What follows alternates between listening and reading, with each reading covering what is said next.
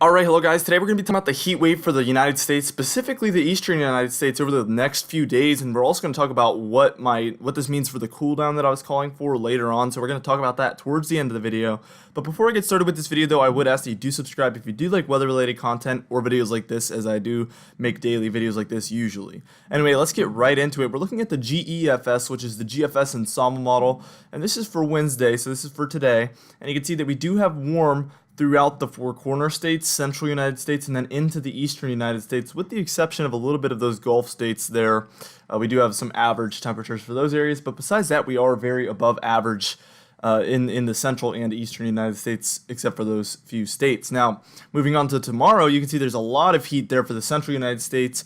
You can see New Mexico up into Texas, Oklahoma, Kansas, Nebraska, portions of Colorado, Iowa, Missouri, Wisconsin, Minnesota, areas like that. We're looking at temperatures from 4 to 12 degrees above average Celsius, which is going to be very, very noticeable. And along the East Coast as well, we can see temperatures from 2.5 to 6 degrees above average up there.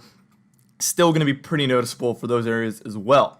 Moving on to Friday, though, you can see it's moving further and further east, and you can see this is affecting a lot of the northeastern and mid-Atlantic states by this point, as well as the Great Lakes states, Ohio, Indiana, and Illinois as well. All of these areas seeing 6 to 12 degrees above average Celsius. Again, that is very, very warm and very, very noticeable. Now, again, Saturday, it's kind of the same story. Moving a little bit further east there, New England getting the brunt of this one. I mean, you guys are 8 to 16 degrees above average, so very, very, very warm at this point. Now, you can see things are starting to fizzle out by Sunday. Not quite as warm, but it's still located over the same areas. And then by Monday, again, still fizzling out. And you can see this cold area for the central United States starting to move in. And again, I told you we would talk about my cool down I was calling for. We're at the 22nd now. And by the 23rd, you can see everywhere in the eastern United States and central United States is below average by this point. Areas in the central United States are well below average, actually, by this point.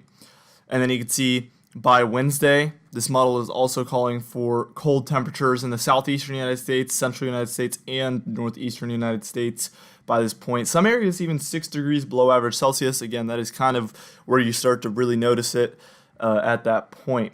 Now, we're also going to look at the ECMWF EPS model, which is the European ensemble model. And you can see it's warmer in the eastern United States on the 22nd, again, just like the GEFS. But by the 24th, you can see that cool down has taken place, and you can see colder temperatures there for the central United States and eastern United States. Again, this one's only calling for about 3 to 4 degrees below average Celsius, but still would be quite noticeable. And then also, you can see by Thursday, we're still below average there for the southeastern United States and northeastern United States.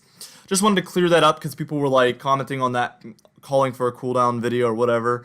They were like, yo, well, people are calling for above average temperatures. My local channel, the Weather Channel, all these people are calling for above average temperatures. Well, the above average temperatures are before the cool down I was talking about. That's what people didn't really take into consideration.